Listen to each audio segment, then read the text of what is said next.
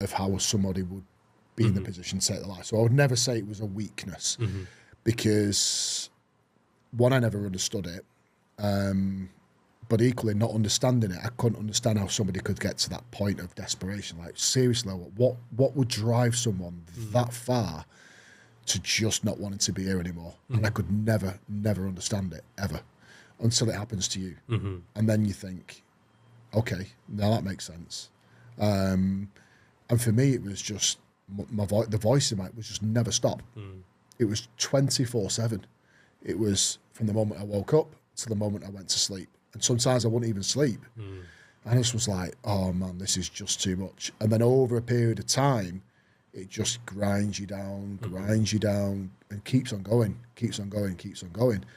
And so now I understand why people get to that stage. So I'd never attribute it to weakness. I think it's more of a desperation to be with peace because the noise is too much. That's good, yeah. That's the best way to explain it, I think, yeah. Because it's overbearing, isn't it, every day? And as you say, like, it can affect your sleep. Yeah. And then, or not only your sleep, though, but then everything else in your life. Yeah. You know? And, it's a weird thing to say. I don't know how you feel, but, like, I'm grateful I went through it now because I have that experience. Yeah. I can resonate now with anyone who goes through it. Yeah. And now I can understand why people would take their life. Yeah. While before that, it's easy to now look back and say, what an idiot to be able to say such things. I would say it to my mum. Yeah. I'd say, like, yeah, these people are weak. My mum probably understands it, though, because she's been through and experienced a lot of hardship. She's witnessed, firsthand, really dark things, very similar to your friend's story there. So she'll understand it. Yeah. But me being... And it's very interesting to think back as well. Like, my mum probably knew you can't really explain this to someone like this. They have to wait. Yeah. So I'm grateful now to go through that, to be able to understand. Yeah, I mean, obviously, if I could take it back and not be in that position, then, of course, that would be the preference. Because it was pretty shitty. But do I look at it as... poor me now? Do I look at it as, poor John? No, I look at it as a learning experience, and I look at it as something that's taught me a bigger picture of life, and it's taught me how to appreciate life more and how not to get to that stage again of having those thoughts. But it's certainly enabled me to then understand how others are potentially feeling, because you just never know what's going on behind closed doors. And you never know that. I mean, social media is the worst for it, isn't it? When you think about the comments that people make on social media, you don't know whether that one comment is just going to tip that person over the edge. That would be the last comment that just absolutely does them in. So for me, it's enabled me to take a step back and think, just don't be judgy of people all the time. Just let them live the life, because you just never know what's going on behind closed doors. Because a lot of the time, especially with us blokes, we don't talk about it. For people that are looking at me, they'll probably think that, like you said, this guy doesn't have any problems. Well, that's far from the truth. So you never know just what your comment might make to someone, or how it, might just push them over the edge as such. Yeah. So it's taught me how to just be more appreciative of people and more understanding of life and what it can potentially throw at people. Yeah. And just not be as quick to go in and be more understanding as such. So yeah, it's taught me a lot. I mean, but yeah, I'd love to take it back if I could and not be in that position. Of course, of course. If I'm taking anything from it, it's a learning experience, of course, yeah. Definitely. Yeah. No, definitely. And it must be strange though, like obviously with your prior jobs, I would imagine obviously you would talk to a lot of people through the job. Yeah. But I would imagine it would be pretty much local to the branch, and then maybe even to people within the area, maybe nationwide. Yep. Obviously, stepping into the trading realm, the whole world opens up to the connections. I can imagine in the academy, it's probably got a very diverse, set of traders. Yeah. How's that been for you then? Now that's sort of taking a step into such a wide open field and network. It's overwhelming, but it's also cool as well, because you can see other walks of life, and it's almost like opening your eyes up to what's around in the world. Because I think when you're when you're in a job like I was, you're in like a goldfish bowl, and it's almost like you can't see what's going on outside of that world. Whereas now it's like the connections that I've made, the friends that I've made, the invites to countries to stay at people's houses that have happened, you know, being here today. It's absolutely overwhelming, but it also shows you that no matter what walk of life you're in, there's always the same people that still have that same negative outlook on life. Because I don't think whether it's the gym, fitness, working life, family, trading's no different, and you still have those people that still don't stay in the lane. So if it's taught me anything, it's taught me that people are the same no matter what industry they're in. But there's also a lot of good people as well. But yeah, I mean, especially with like, the one thing I found with trading is everyone seems to be, not everyone, sorry, a large majority of people, if they don't understand your concepts and don't understand how you're trading, you're doing it incorrect. Yeah. You're a shitbag. You don't know what you're talking about. You're fake. Whatever you post on Twitter's photoshopped. It's almost like you can't do anything right.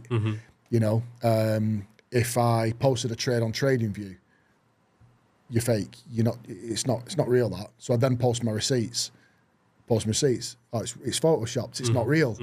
It's like, man, what do I need to do? Do I need to invite you down to my house so you can stand over me to see me executing these trades? Like, what needs to happen? So I think you find that no matter what walk of life you're in, there's always these same people. But trading seems to have these real cult-like. It's like a cult when it comes to how people perceive their trading style versus your trading style. It's like, if you're not part of our gang, you're not doing it right. And it's weird. I find that really odd, because if you're making profit doing support and resistance, and someone else is doing profit based on EMAs, and someone else is doing profit based on ICT, and I'm making profit on DR, does it matter? Like, who gives a shit? Like, we're all making money. Be happy for everyone. But yeah, there's that mentality that they're just not happy if they're not doing the same thing as them.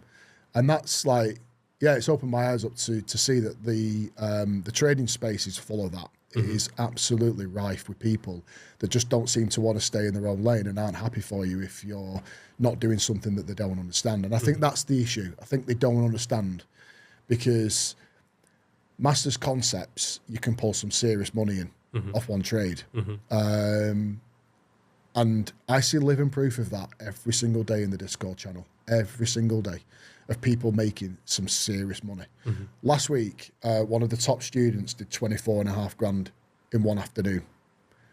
On the Friday, RDR, ES, 24 grand in one afternoon. It's bollocks, it's not real. It is real. Like, why would we lie about this? Like, I believe how I am is full transparency.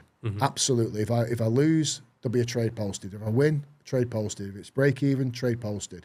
If I'm happy, I'll post about it. If I'm sad, I'll post it. Everything is there. It's transparent. It's not handpicked. It's all there for people to see. So if I see someone doing 24 grand, I'm happy for them. I'll post about it. But you always get these people that, nah, it's not real, that. It's fake. It's not right.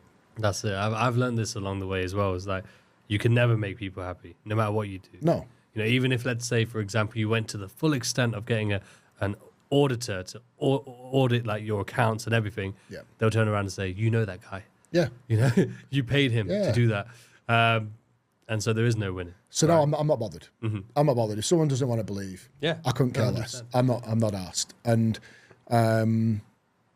you know, for us in the academy, I think a lot of it is because it's so new to a degree.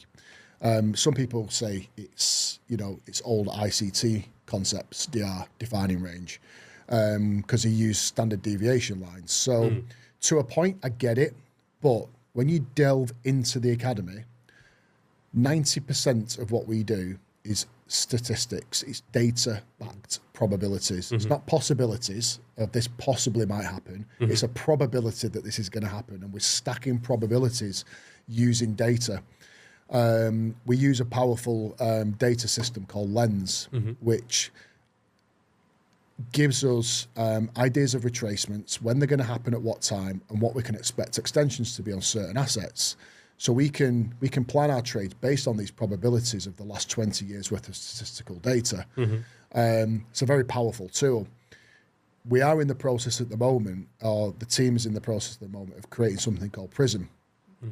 I think when this airs, it will be out. But if you think of Lens as a Honda Civic, a new Honda Civic, it's good, it's robust, it does a job, it gets you from A to B. Prism is going to be that Ferrari F35 Spider. It's the next level. It's going to really, really drill into data. We're talking like minutes by the minute, rather than 15-minute candles. We're talking minute by minute. The data is going to be absolutely insane for what we can extract from it. So whilst I understand older concepts of M7 stuff and what he does on his YouTube videos are very standard deviation lines, defining range, cool, fine. Argument to say that potentially is it ICT stuff? Okay, but not when it comes to data. And there's so much more to it. There's so much more to it. And I think that's what people don't get. And I think that's why people still don't believe. And I think the other element as well is we spoke about this before we started, that M7 doesn't show his face. We don't know his real name.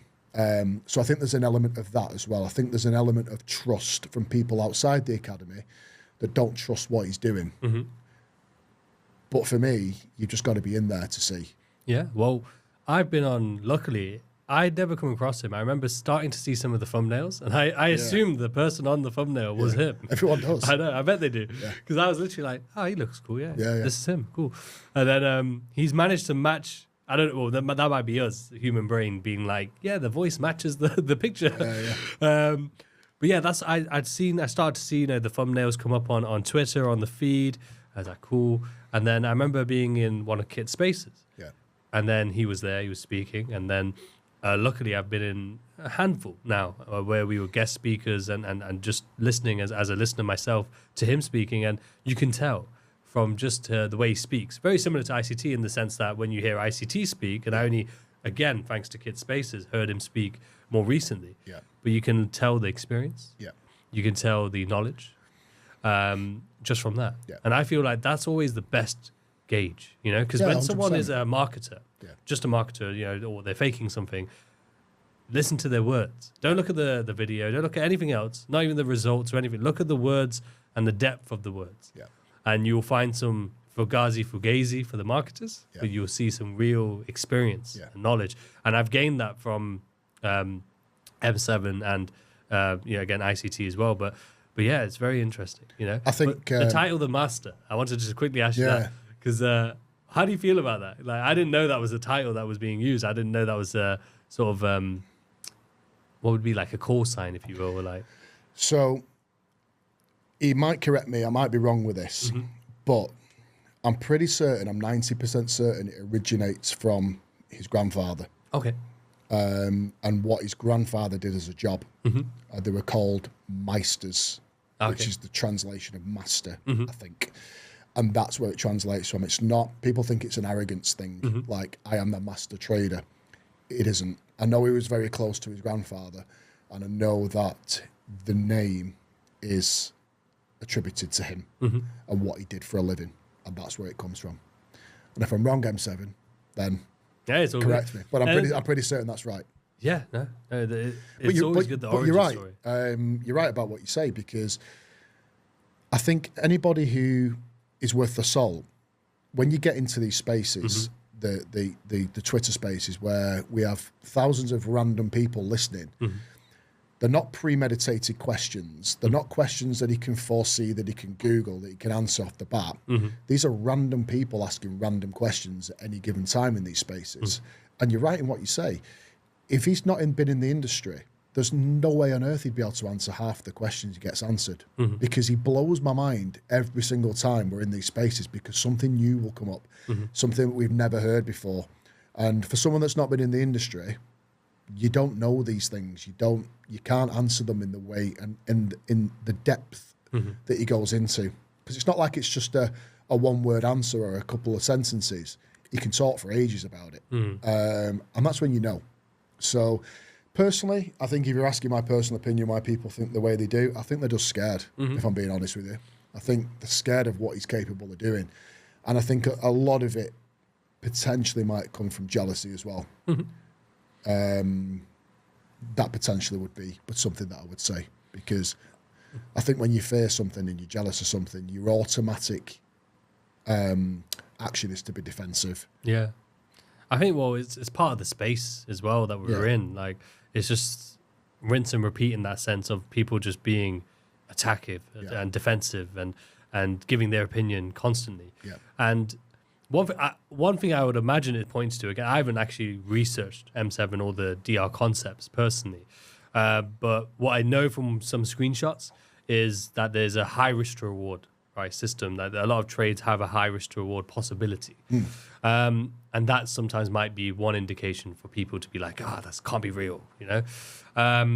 So that might be one element. One element of it. But what is the reality? What is the reality of the system? Is it a lot of high risk to reward trades, or is that just some trades, that are managing to reach that sort of target? When we talk about